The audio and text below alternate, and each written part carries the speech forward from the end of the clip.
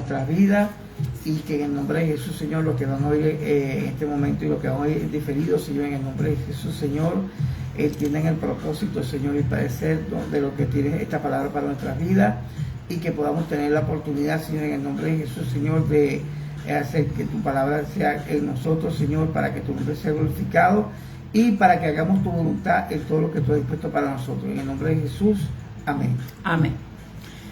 Bueno, quiero compartir una palabra que viene dándome vuelta en mi cabeza, porque uno se da cuenta, como dice el libro de Malaquías, que se verá la diferencia entre el que le sirve y el que no le sirve. Se va a ver la diferencia. A mí me llama la atención que siempre ha habido gente incrédula. Eso no es nada nuevo, ese no es un mal nuevo, pero es lamentable que la incredulidad ha ido acrecentándose, y nos damos cuenta por la palabra que a mayor iniquidad, mayor incredulidad en la gente. Vemos, por ejemplo, el caso de cuando iba a entrar el pueblo de Israel a la tierra prometida. Dios los manda a que escoja Moisés 12 príncipes del pueblo, y que cada uno vaya a ver lo que Dios le iba a entregar, porque el Dios de nosotros es un Dios de excelencia, y a Él le gusta no solo darnos cosas buenas, sino que nosotros tengamos en claro lo que Él nos quiere entregar. Y resulta ser que es impresionante. De 12, 10 vinieron con un mal reporte. Vieron lo mismo, estuvieron en la misma tierra, vieron la excelencia de aquella tierra. Sin embargo, 10 tuvieron desconfianza de que Dios pudiera librarlos. Tuvieron desconfianza de que Dios cumpliría la promesa de hacerlos entrar allí. 10 tuvieron temor de la gente que habitaba ese lugar. Decían, no, eso es una tierra de gigantes. Ahí vamos a morir nosotros con nuestros hijos. Y solo 2 trajeron un buen reporte.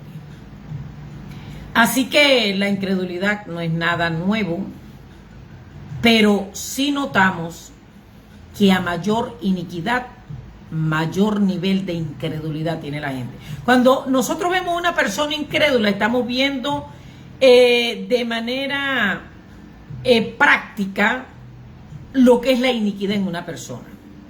Ahora, a mí me llama la atención porque es que la incredulidad o este tipo de iniquidad hace que Dios cambie su juramento, que Dios cambie lo que Él había prometido. Por ejemplo, vemos el caso de Elí. Dice acá lo que acababa de leer mi esposo, 1 Samuel 2:30, dice: por tanto Jehová, el Dios de Israel, dice: yo había dicho que tu casa y la casa de tu padre andarían delante de mí perpetuamente. Mas ahora ha dicho Jehová: nunca yo tal haga, porque yo honraré a los que me honran, y los que me desprecian serán tenidos en poco. En la DHH dice: porque yo honraré a los que me honran, pero los que me desprecian serán puestos en ridículo. ¿Y cuál era el problema de Elí? Bueno, el problema de Elí, que para él eran más importantes sus hijos que Dios. Él tenía un tipo de incredulidad a tal nivel que él pensaba que lo que se hacían sus hijos eran cosas inofensivas, que bueno, Dios sabe cómo soy, así dice la gente. La gente dice, bueno, Dios me conoce, bueno, yo soy así. Pero no se trata de que somos así. Se trata de que hay que darle honra a Dios. Y este hombre ponía en primer lugar a sus hijos antes que a Dios. Los hijos estaban fornicando en el altar. Las mujeres que entraban a limpiar, que entraban a hacer los quehaceres del templo, ellos se acostaban con ella, pero no solo eso, sino que cuando le traían las ofrendas a Dios, ellos tomaban lo gordo para ellos, lo que a ellos les agradaba, y lo demás se lo daban a Dios. ¿Cuántas personas vemos así hoy en día? Que menosprecian que Dios es omnipotente, que es todopoderoso, que es digno de alabanza, que es digno de adoración, que es digno de que le sirvamos de todas las maneras, con nuestros cuerpos, con nuestra mente, como lo dice el mandamiento: amarás al Señor tu Dios con toda tu mente, con todo tu corazón, con todas tus fuerzas. Ese es el primer y gran mandamiento. Pero hay gente que piensan que, bueno, yo oigo mucho decir a la gente, con Dios por delante. Sí, con Dios primero. Ok, pero realmente está Dios en primer lugar en tu vida. ¿Entiendes que realmente hay que honrarle dándole ese primer lugar? ¿O lo decimos de palabra y en hechos no? Cuando te levantas, ¿qué es lo primero que haces? ¿Piensas en buscar su rostro? ¿Piensas en invitarlo para que ese día él dirija tus pasos? O, como decía mi abuela, burro me acuesto y burro me levanto. Mucha gente caminan y hacen todas sus cosas sin hacerle una invitación a Dios. Y resulta ser que Dios había hecho un juramento que la casa de este sacerdocio estaría continuamente, perpetuamente delante de Dios. Pero Dios dijo, no, nunca yo tal haga. Cambió el juramento. Él había jurado que andarían delante de él perpetuamente en el sacerdocio. Mas ahora ha dicho Jehová, nunca yo tal haga, porque yo honraré a los que me honran y los que me desprecian serán tenidos en poco.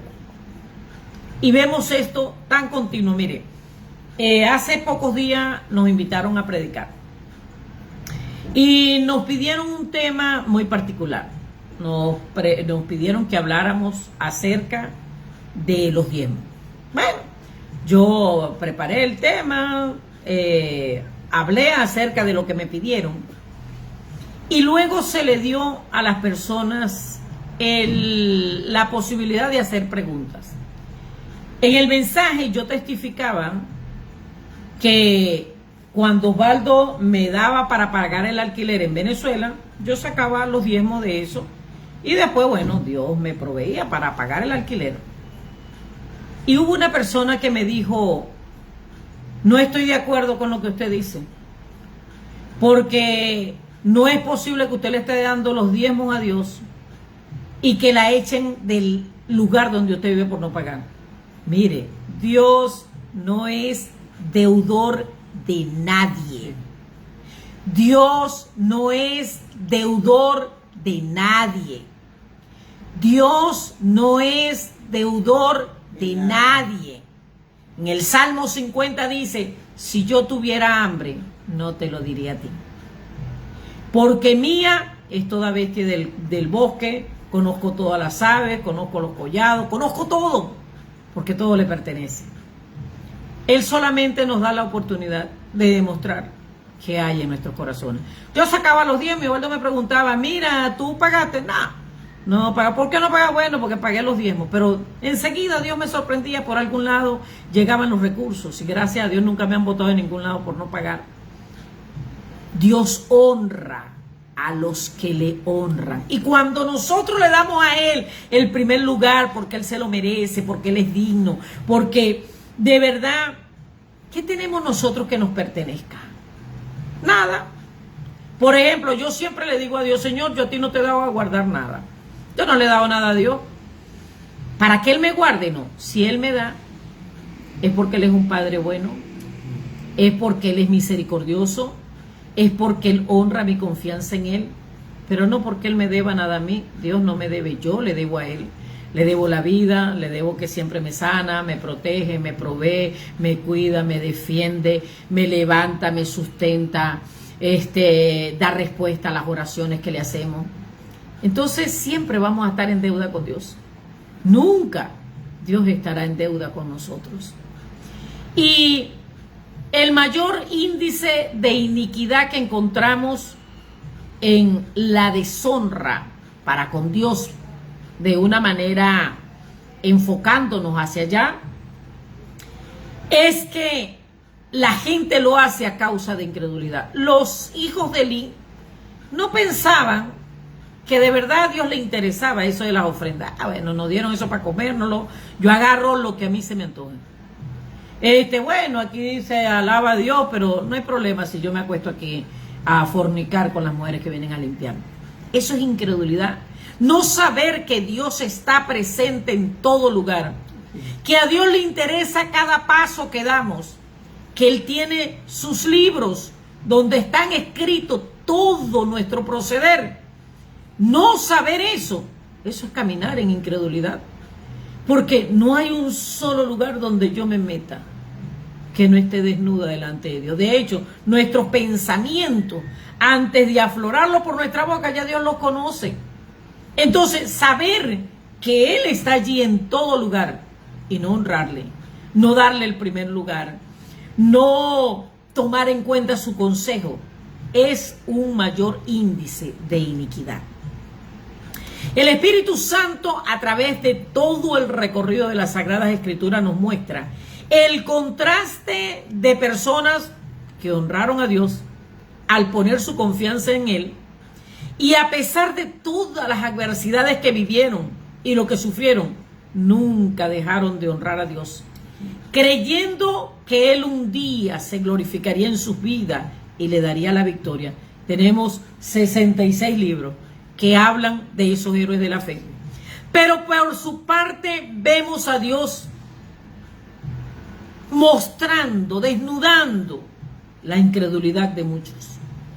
De hecho, nuestro Salvador, cuando estuvo aquí en un cuerpo como el de nosotros, lamentablemente muchas veces quedó en shock, por decirlo de alguna manera. Dice la Sagrada Escritura que quedó sorprendido, asombrado, maravillado de la incredulidad de la gente. Cuando nosotros vamos al libro de Marcos, capítulo 6, versos 6 en adelante, Osvaldo, ¿me ayudas, por favor? Sí, dice, salió Jesús de allí y vino a su tierra, y le seguían sus discípulos. Y llegado el día de reposo, comenzó a enseñar en la sinagoga, y muchos oyéndole se admiraban y decían, ¿de dónde tiene estas cosas? ¿Y qué sabiduría es esta que les dada? Y estos milagros que por sus manos son hechos. ¿No es este el carpintero, hijo de María, hermano de Jacobo, de José, de Judas, de Simón? ¿No están también aquí con nosotros sus hermanas? Y se escandalizaban de él. Mas Jesús le decía, no hay profeta sin honra, sino en su propia tierra, y entre sus parientes y en su casa. Y no pudo hacer allí ningún milagro, salvo que sanó unos pocos enfermos, poniendo entre ellos las manos. Y estaba asombrado de la incredulidad de ellos, y recorría las aldeas de alrededor enseñando. Oiga esto. Dice que Jesús viene a la tierra donde Él se crió. Y le seguían sus discípulos. Y cuando llegó el día de reposo, comenzó a enseñar en la sinagoga. Y la gente, muchos oyéndole, se admiraban. Pero habían unos que decían, ya va, pero ¿de dónde este tipo tiene esas cosas? ¿Cómo es que él tiene esa sabiduría que les da? ¿Cómo es que hace estos milagros que por sus manos son hechas? Y yo pienso, yo he tenido, cuando he estudiado, muy malos profesores, pero muy malos profesores, malintencionados que no quieren enseñar. Pero he tenido excelentísimos profesores gente que uno los escuchaba hablar y uno se deleitaba en aprender de ellos, porque eran excelentes profesores, profesores de matemática, profesores de inglés, profesores de español, de tantas cosas que uno veía aquellos ilustres hombres hablar y no tenían nada que ver con la vida eterna. Y yo me pongo a ver cómo se sentiría uno. A mí siempre Dios me está hablando y en su misericordia me enseña, y el Espíritu Santo. Pero yo digo, ¿qué sería haber vivido esta época cuando Jesús estaba en la tierra? Estar a la par y poder ver y oír aquel en quien reposa toda la sabiduría que existe en el universo. Poder escuchar un mensaje de el Verbo hecho carne, del Dios que se convirtió en hombre, de el único ser que tiene todo el conocimiento, toda la ciencia habita en él. Debía de ser para maravillarse, deleitarse, entregarse, postrarse y derramarse delante de él como ofrenda para recibir todo lo que él tuviera que dar. ¿Cómo es posible que esta gente, lo único que podían percibir en su incredulidad, que no era posible que este tipo pudiera hacer milagros, y lo estaban viendo? No era que él lo fingía, es que ellos estaban viendo los milagros que estaban haciéndose en ese momento por mano de él. Estaban oyendo la sabiduría del omnisciente, omnipresente, omnipotente Dios. Estaban oyendo todo eso de la fuente de la vida, de la fuente de la enseñanza, de la fuente de la sabiduría. Pero en lugar de rendirse, su incredulidad lo que hacía era escandalizarse de él. Bueno, pero ya vaya, este tipo más o menos. ¿Y cómo es este tipo, vale, para hablar de esa manera? ¿Y cómo es que este tipo tiene esas cosas? ¿Y cómo es posible que este tipo haga milagros? En lugar de meterse en la cola, en la fila y decir, wow, yo también necesito un milagro. Aquí estoy para recibir el mío. ¿Cómo es posible que en lugar de rendirse ante él, se escandalizaban de él? Y me llama la atención lo que dice Jesús. Dice la palabra de Dios en el versículo 5 de Marcos 6. Repite conmigo, Osvaldo. Y no pudo. Y no pudo. Y no pudo. Y no pudo. Y no pudo. Pudo. ¿Cómo es eso? Cristo, el omnipotente Dios, no pudo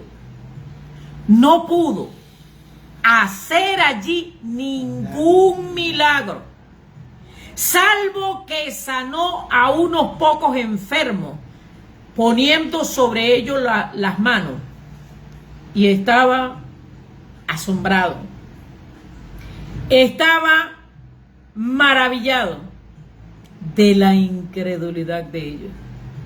En lugar de ser maravillados de la fe de ellos, estaba en shock de ver la incredulidad de ellos. Porque cuando la gente es incrédula, ni viendo ven, ni oyendo oyen, y no se arrepienten de sus malos caminos.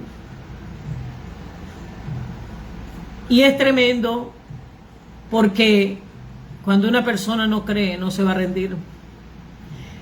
Ese es como cuando una pareja tiene problemas y el marido le dice a la mujer, si tú sigues procediendo así, nos vamos a dejar.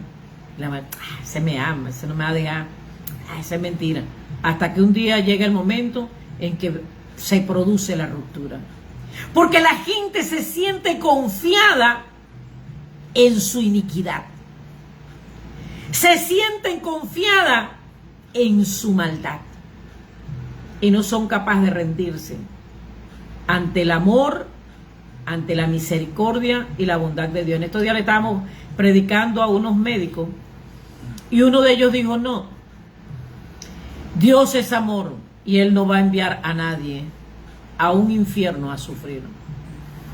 La gente piensa que porque Dios es amor no hay una condenación. Dios no creó el infierno para el hombre, lo creó para el diablo y sus seguidores, los que se convirtieron de ángeles a demonios. Pero a ese lugar van a ir todos los que practican iniquidad. A ese lugar van a ir todos aquellos que no se arrepienten de sus maldades. A ese lugar van a ir todos aquellos que no se rinden ante el sacrificio de Jesucristo, lamentablemente, aún siendo Dios amor. En el libro de Marcos 16, 14 al 18, Osvaldo. Sí, dice la palabra del Señor. Finalmente se apareció a los 11 mismos, estando ellos sentados a la mesa, y les reprochó su incredulidad y dureza de corazón, porque no habían creído a los que lo habían visto resucitado.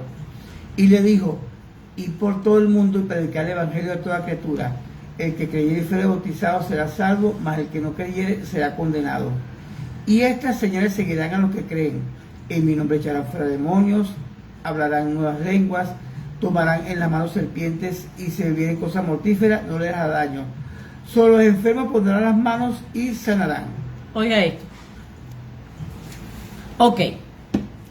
Está bien, esos que no creían en Él, que realmente se escandalizaban de Él, no eran sus seguidores. Pero ¿a qué Cristo se está dirigiendo? A sus discípulos, a los que habían caminado con Él 3 años y medio. Y a mí me llama la atención lo siguiente. En una oportunidad los discípulos le dicen a Cristo: Señor, ¿por qué les hablas en parábola? Bueno, les hablo en parábola para que viendo no vean, oyendo no oigan, y no se arrepientan y no vengan a salvación, porque ellos sencillamente no quieren ser salvos, así que se les habla en parábola. Pero a ustedes no se les habla en parábola, porque ustedes son mis amigos, y a los amigos se les habla claro y se les muestra los secretos. Mire, aquí Cristo está reprendiendo a sus discípulos. Que el Señor tenga misericordia de nosotros y nos libre de pararnos en la incredulidad y en la dureza de espíritu, en la dureza de corazón. Dice que finalmente se apareció a los 11 mismos, estando ellos sentados a la mesa, y les reprochó su incredulidad y dureza de corazón, porque no habían creído a los que le habían visto resucitado. Ellos no tenían derecho a tener incredulidad. ¿Y por qué no tenían derecho a tener incredulidad? Porque ellos habían visto a Jesucristo resucitar muertos. Habían visto a Jesucristo caminar sobre las aguas. Ellos habían visto a Cristo reprender el mar y los vientos y se sujetaban a ellos. Se sujetaban a Él. Ellos habían visto a Cristo en la transfiguración. Ellos habían visto a Cristo sanar leprosos que de inmediato Él hablaba, se desaparecían las lepras. Ellos habían visto a Cristo hacer todo tipo de milagros. Y hay creyentes así, creyentes incrédulos. Ellos creen que Dios puede hacerle un milagro en el área donde ya Dios ha tratado con su vida. Pero si ven a un familiar perdido, ellos no creen que Dios los va a alcanzar. Mira, no importa la condición de tu familiar, no importa. No importa cuán hundido esté. Cuando nosotros vemos la parábola del hijo pródigo, el padre sabía que el hijo se había ido a vivir perdidamente. El padre sabía que el hijo estaba por allá en una porqueriza revolcándose en el cieno junto con en el chiquero con los cerdos. Pero ¿sabe qué tenía él en la casa? Un anillo para cuando regresara. Llamó al sastre para que le hiciera un traje nuevo a la medida que le quedara perfecto para cuando regresara. Le tenía zapatos nuevos. Estaba engordando un becerro para cuando regresara. Porque él nunca dudó de que la mala experiencia que iba a tener este muchacho allá, un día ciertamente iba a tocar fondo y lo único que le iba a quedar era ver hacia arriba. Fíjate que las palabras del hijo pródigo son: Padre, he pecado contra el cielo y contra ti. Primero contra el cielo. ¿Por qué contra el cielo? Porque la magnitud de la omnipresencia de Dios está en todo lugar. ¿Habrá un lugar donde usted vaya que no haya cielo? No va a haber ninguno. Sea en el mar, sea en la tierra, sea en los aires, no va a haber un lugar donde usted no tenga cielos sobre su cabeza. Y este hombre, en su condición paupérrima, tuvo que reconocer que era su pecado contra el cielo y contra el Padre lo que le había traído esas consecuencias. Tenemos que creer por nuestros familiares que están hundidos. ¿Están hundidos? Sí. ¿Están cada día peor? Sí, pero un día. El hijo pródigo no se arrepintió apenas se fue con la ramera. Él se arrepintió cuando llegó a su peor condición.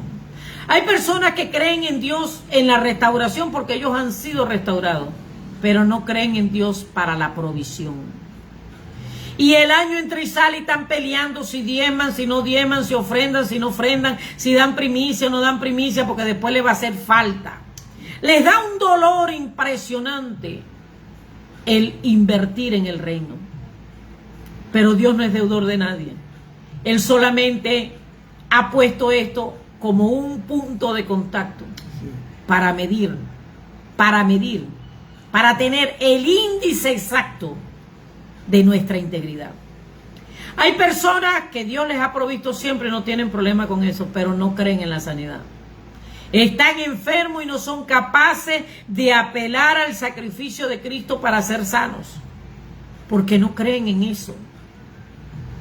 Pero hay personas que están aún peor, no creen que Dios pueda cambiar sus debilidades en fortaleza.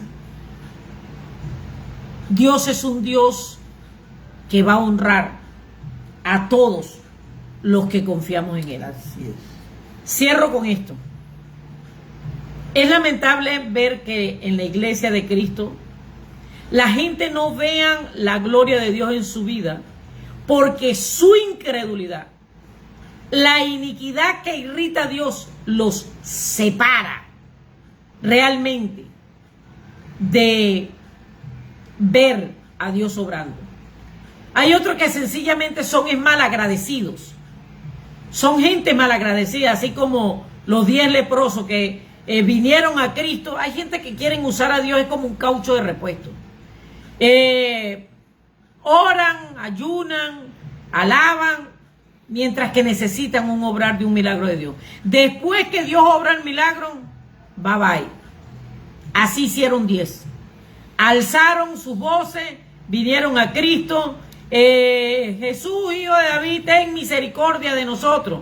Y dice que cuando Cristo los vio, les dijo: vayan y preséntense al sacerdote. Y cuando ellos iban de camino, fueron limpiados. Pero solo uno. Dice que entonces uno de ellos, viendo que había sido sanado, volvió para glorificar a Dios. Y dice que se postró a sus pies dándole gracias. Y Cristo dijo: ya va. Pero no fueron 10 los que fueron limpiados. ¿Y los 9? ¿Dónde están? Hay personas que creen que Dios les debe algo a ellos. Dicen: no, Dios me tiene que sanar. Dios me tiene que proveer. Sí. Dios me tiene que dar. Dios a nosotros no nos tiene nada. Él es el dueño de todo.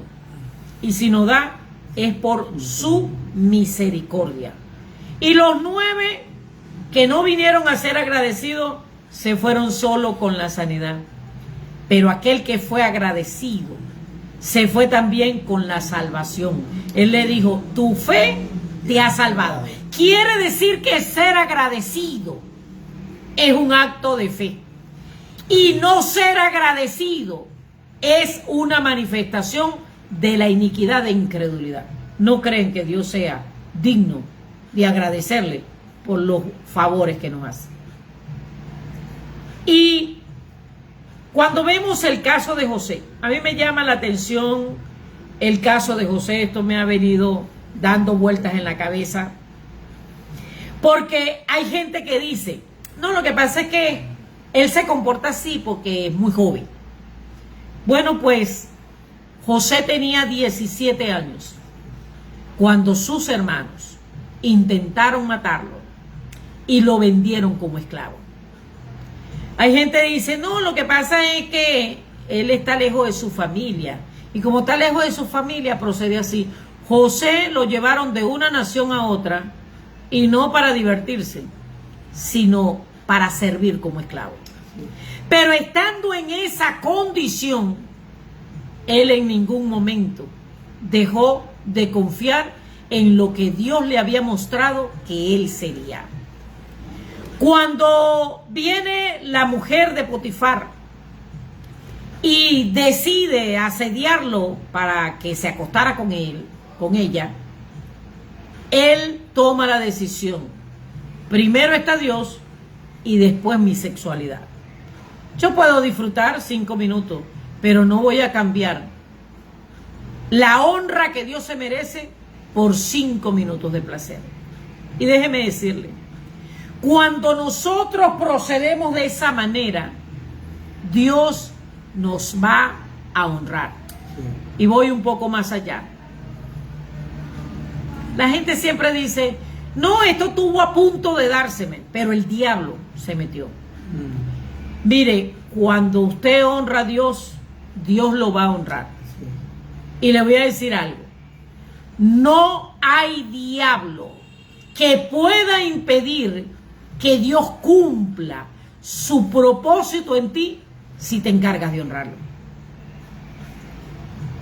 Satanás vino con furia contra la vida de José porque sabía el propósito eterno que había en José.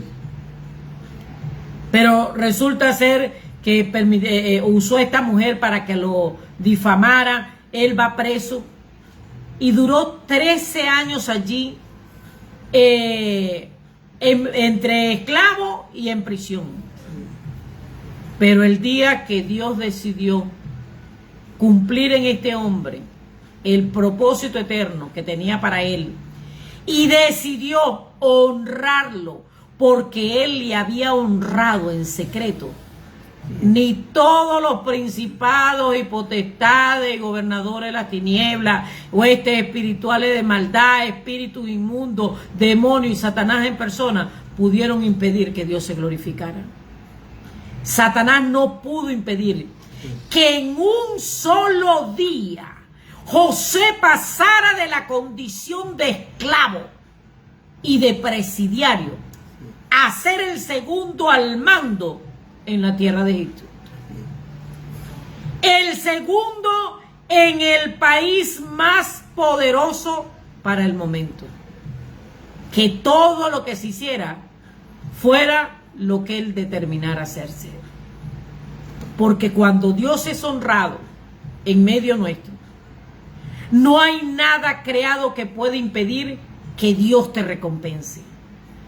Que Dios nos honre por reconocerle y darle parte en nuestras vidas como Dios soberano. Nada va a impedir que Dios te promueva. En lo poco fuiste fiel, sobre mucho te pondré. Y esa palabra se cumplió en José. Él fue fiel en lo poco. Ahí dice que él estaba esclavo, pero Dios lo prosperaba siendo esclavo.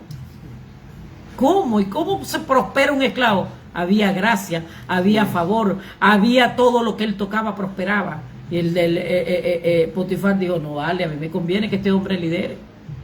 Lo meten en la cárcel y dice que en la cárcel Jehová estaba con José y lo hacía prosperar.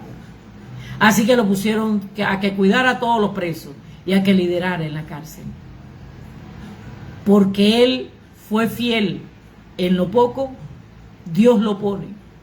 No solamente a gobernar Egipto, sino a ser el administrador de la provisión sobre todas las tierras que fueron afectadas por el hambre en todo el entorno que había para el momento.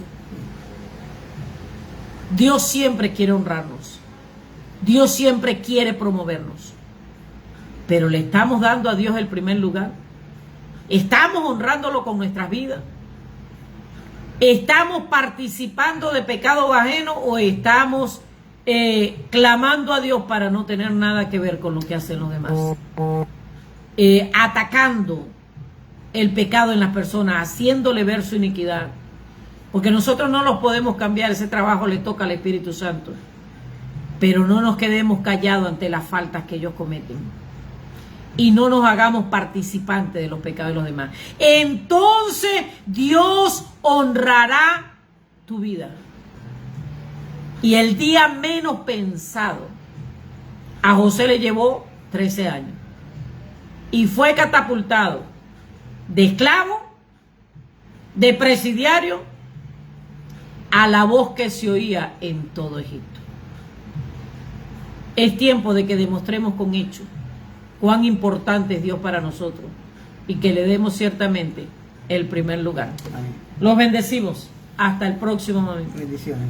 Ora, mi amor, por favor. Padre, en el nombre de Jesús, Señor y Padre Celestial, te damos gracias por esta enseñanza, Señor, en el nombre de Jesús, Señor, que es tan vital para comprender la manera en la cual nosotros debemos comportarnos delante de ti, creyendo todo lo que tú has hecho por nosotros y confiando plenamente en tu palabra, Señor. En el nombre de Jesús, glorifícate en ello y permite que esta palabra, Señor, en el nombre de Jesús, traiga nuestro entendimiento, el poder para que podamos perseverar en ti y para que nuestra fe se conserve de tal manera que en el nombre de Jesús, Señor, podamos alcanzar toda la gloria que tú has puesto para nuestra vida. En el nombre de Jesús, amén.